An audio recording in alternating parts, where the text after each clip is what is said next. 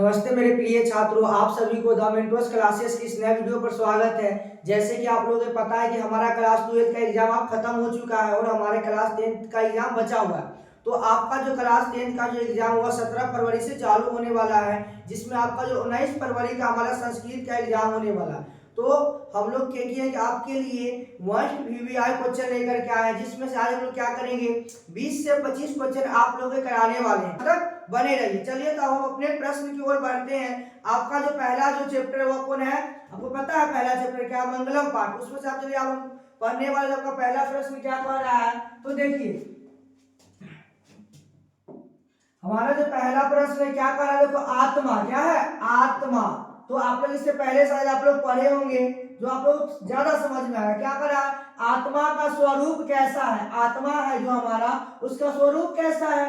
और देखो वह कहाँ रहती है, जो आत्मा है वह कहाँ रहती है। ठीक है, उसके बाद देखिए है अथवा, देखिए दो यहाँ हम जो दिया आपका डबल प्रश्न यहाँ से बना, दो प्रश्न बना है। अथवा में देखिए एक, अब क्या है, तो आत्मा के स्वरूप का वर्णन करें। आपको दो प्रश्न देगा, दोनों का आंसर एक ही होगा, बस क्वेश्चन थोड़ा सा घुमा दिया। पहला कहाँ रहती है, अथवा ये क्या है, तो आत्मा के स्वरूप का वर्णन करें। आत्मा के स्वरूप का क्या करे, तो वर्णन करें। तो आप देख सकते हैं, आप आगे बढ़ते हैं तो देखिए क्या कहता है हमारा आंसर। तो देखिए आत्मा क्या है, आत्मा। तो जो आत्मा के स्वरूप का वर्णन करते हुए क्या, आत्मा का तो आत्मा का स्वरूप का वर्णन करते हुए महर्षि कौन, महर्षि, महर्षि और देखो ठीक है वेद व्यास कहते हैं, महर्षि वेद व्यास कहते हैं कि सूक्ष्म क्या, सूक्ष्म, सूक्ष्म मतलब क्या, छोटा, सूक्ष्म से सूक्ष्म क्या, सूक्ष्म से सूक्ष्म क्या है, और महान से महान, सूक्ष्म से सूक्ष्म और महान से महान आत्मा प्राणी के हृदय रूपी गुफा में क्या करता है, निवास करता है। आप कह रहे जो सूक्ष्म से सूक्ष्म और क्या, सूक्ष्म से सूक्ष्म और महान से भी महान, मतलब छोटा से भी छोटा और महान से भी महान जो होते हैं वह क्या करते हैं, तो महान क्या करते हैं, महान आत्मा प्राणी के हृदय रूपी गुफा में निवास करते हैं। आत्मा जो है मनुष्य के हृदय रूपी गुफा में क्या करती है, तो निवास करती है। क्या होती है, सूक्ष्म और छोटे से छोटे होती है। और कौन क्या करती है, जो मनुष्य के आत्मा प्राण रूपी हृदय में निवास करती है, करती है। देखिए जिसका क्या है, तो जिसका रहस्य क्या, जिसका रहस्य जानने वाले महान विद्वान और पुरुष ठीक है शोक और रहित हो जाते हैं, जो इस बात को समझ जाते हैं कि जो हमारा जो आत्मा है हमारे खुद के हृदय रूपी गुफा में निवास करते हैं। जो व्यक्ति ये बात समझ जाते हैं जो हमारी जो आत्मा है हमारे हृदय रूपी गुफा में निवास करती है, वह व्यक्ति क्या करते हैं, देखो जानने वाले क्या, महान विद्वान और क्या पुरुष और शोक रहित हो जाते हैं। जो पुरुष समझ जाते हैं जो जो हमारी जो आत्मा है हमारे हृदय रूपी गुफा में निवास करते हैं, वह व्यक्ति क्या, महान कहलाते हैं। ठीक है, चलिए हम अगला प्रश्न बढ़ते हैं आगे। देखिए अगला प्रश्न क्या कहता है हमारा,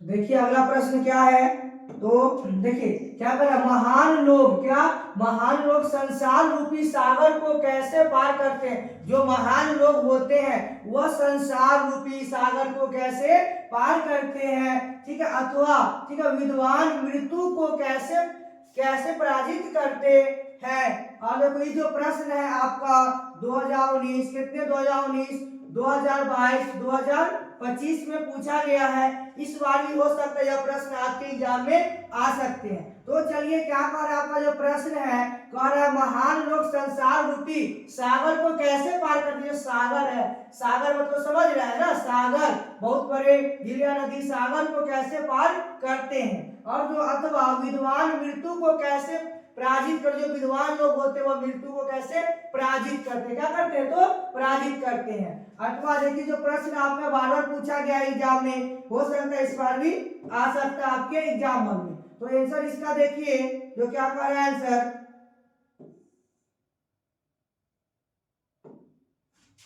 देखिए ज्ञानी क्या, ज्ञानी क्या, ज्ञानी और अज्ञानी क्या, ज्ञानी और अज्ञानी, ज्ञानी और अज्ञानी।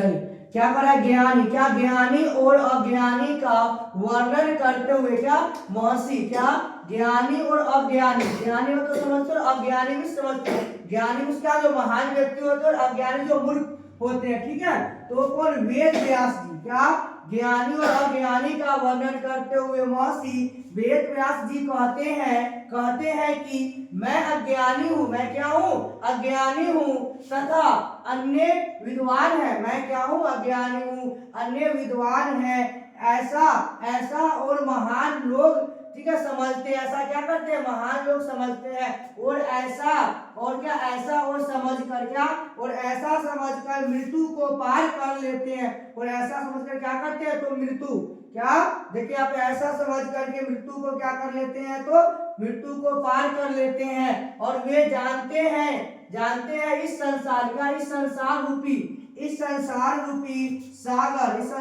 सागर को पार कर लेने का जो इससे अच्छा मार्ग और कोई नहीं है। तो जो महान व्यक्ति होते हैं वो क्या करते हैं, तो दूसरे व्यक्ति को क्या ज्ञानी और खुद को क्या अज्ञानी समझ लेते हैं, और इस बात को जो व्यक्ति समझ लेते हैं वही क्या करते हैं, संसार रूपी भाग को पार कर। देखिए आप कह रहे हैं जो क्या, तो महान लोग क्या करते हैं, ज्ञानी अज्ञानी तथा, मतलब जो देखो वेद व्यास जी कहते हैं कि मैं अज्ञानी हूँ, मैं क्या हूँ, अज्ञानी हूँ, तथा अन्य विद्वान है, मतलब वो खुद को अज्ञानी मान करके और अगले व्यक्ति को क्या करते हैं, अन्य विद्वान है, और ऐसा महान लोग समझते हैं, मतलब जो महान व्यक्ति होते हैं वो खुद को अज्ञानी समझते हैं और दूसरों को क्या समझते हैं, ज्ञानी समझते हैं। इस बात को समझ करके क्या करते हैं, तो मृत्यु को पार कर लेते हैं, यही बात से क्या करते हैं, मृत्यु को पार कर लेते हैं। वे जानते हैं कि इस संसार रूपी सागर को पार करने का इससे अच्छा मार्ग कोई नहीं, तो हमारे संसार रूपी को पार करने का इससे अच्छा मार्ग और कोई नहीं है।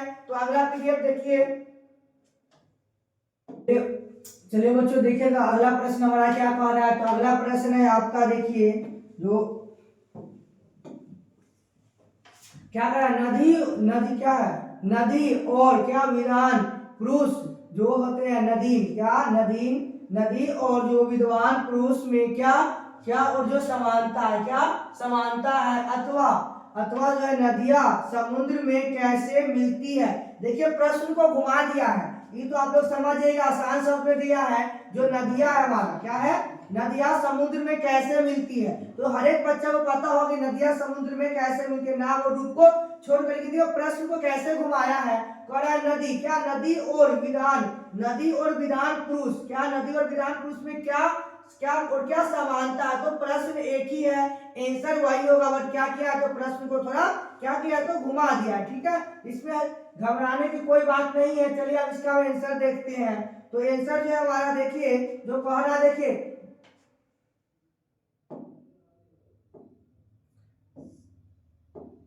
आंसर आप लोग देख सकते हैं, आंसर हमारा क्या होता है, जैसे क्या, जो जैसे नदियां तो आप लोग जानते हैं, जैसे नदियां अपना वास्तविक नाम और रूप को छोड़कर समुद्र में विलीन हो जाती है, जैसे नदियां अपना नाम और रूप को छोड़कर समुद्र में विलीन हो जाती है, अर्थात मिल जाती है, जिस प्रकार नदियां अपना नाम और रूप को छोड़कर समुद्र में मिल जाती है, ठीक उसी प्रकार सभी जो विद्वान जो होते हैं पुरुष होते हैं अपना वास्तविक नाम और रूप को त्याग कर, अपना नाम और रूप को त्याग कर और दिव्य पुरुष क्या बन जाते हैं, दिव्य पुरुष आत्मा अर्थात ब्राह्मण को प्राप्त कर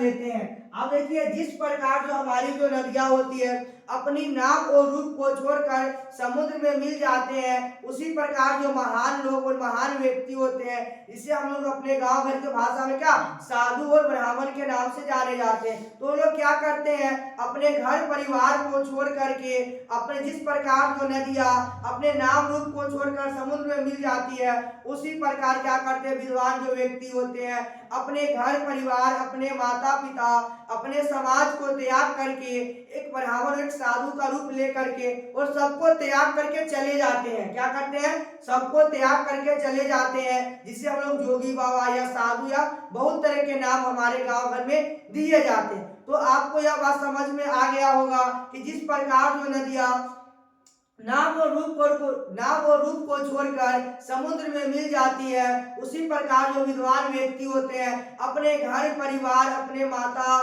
माता पिता और अपने गांव समाज को छोड़ करके कहाँ चले जाते हैं, तो ब्राह्मण के रूप क्या बना करके और साधु बन करके सबको त्याग करके चले जाते हैं, फिर वापस लौट करके क्या करते हैं, नहीं आते हैं। तो चलिए हमारा जो प्रश्न जो है, आप देखिए जो 100% में बता सकते प्रश्न आपके एग्जाम में क्या हो सकते तो आ सकते हैं। तो आप लोग बस इस वीडियो के लास्ट तक बने रहिए। तो हम लोग अगला प्रश्न करने वाले हैं, चौथा प्रश्न, ठीक है।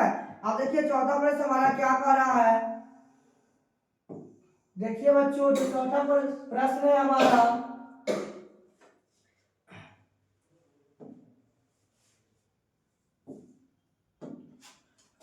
आगे हम लोग चौथा प्रश्न करने वाले हैं। तो बस इस वीडियो पे लास्ट तक बने रहिए और देखिए कि अगला प्रश्न हमारा क्या कह रहा है। अगला प्रश्न हमारा क्या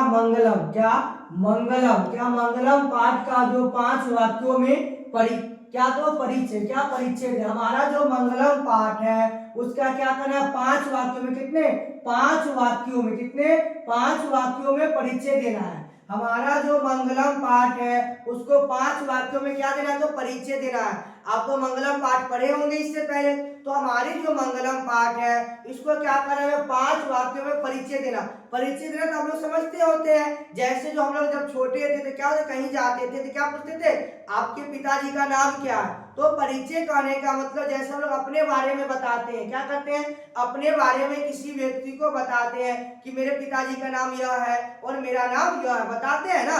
उसी प्रकार जो हमें क्या करना है, तो मंगलम पाठ के बारे में 5 वाक्यों में क्या करना है, परिचय देना है, मतलब बताना है किसी अगले व्यक्ति को। तो देखिए हमारा जो है मंगलम, ठीक है, मंगलम पाठ महर्षि किसका, महर्षि वेद व्यास, क्या महर्षि वेद व्यास के द्वारा। हमारा जो मंगलम पाठ है वह किसके द्वारा रचित है, तो महर्षि वेद व्यास के द्वारा क्या रचित है। हमारा जो मंगलम पाठ है क्या किसके द्वारा रचित है, तो महर्षि वेद व्यास के द्वारा रचित है। इस पाठ में कुल और 5 मंत्र है। जो हमारा जो मंगलम पाठ है इसमें कुल कितने मंत्र है बच्चों, तो 5 मंत्र है। कितने मंत्र है, तो 5 मंत्र है। अब जिसे ठीक है, आप देखिए यहाँ पे ईशावास्य, ठीक है, ईशावास्य और उपनिषद, ठीक है। अब देखो कठोपनिषद, क्या कठोपनिषद, ठीक है, मुंडक कठोपनिषद, उसके क्या है मुंडक।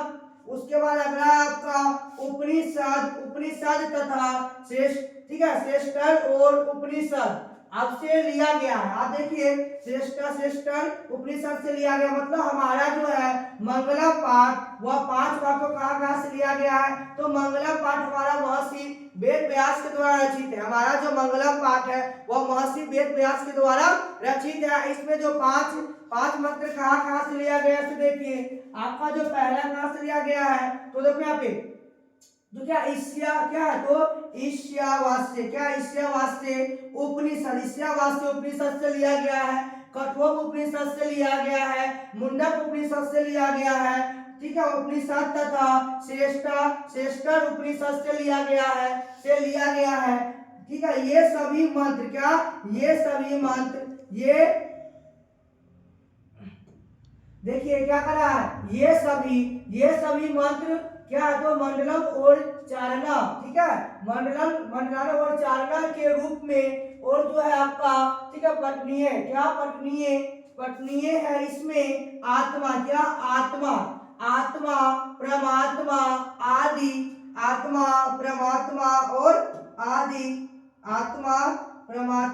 आदि, एक मिनट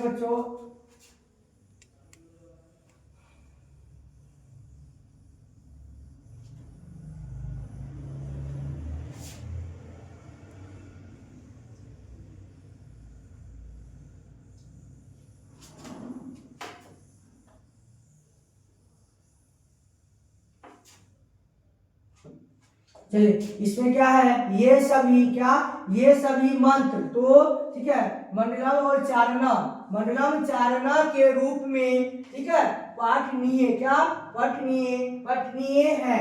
इसमें आत्मा क्या, आत्मा परमात्मा आदि का वर्णन है, क्या ठीक है आत्मा परमात्मा आदि का वर्णन है, ठीक है। इन्हें अब क्या, इन्हें पढ़ने, क्या इन्हें पढ़ने से परमात्मा, इसे पढ़ने से परमात्मा के प्रति, इसे जो पढ़ने से परमात्मा का उत्पन्न होती है जो उपनिषद और विभिन्न और वेदों से और क्या है तो संबंधित है, क्या है विभिन्न वेदों से संबंधित होती है।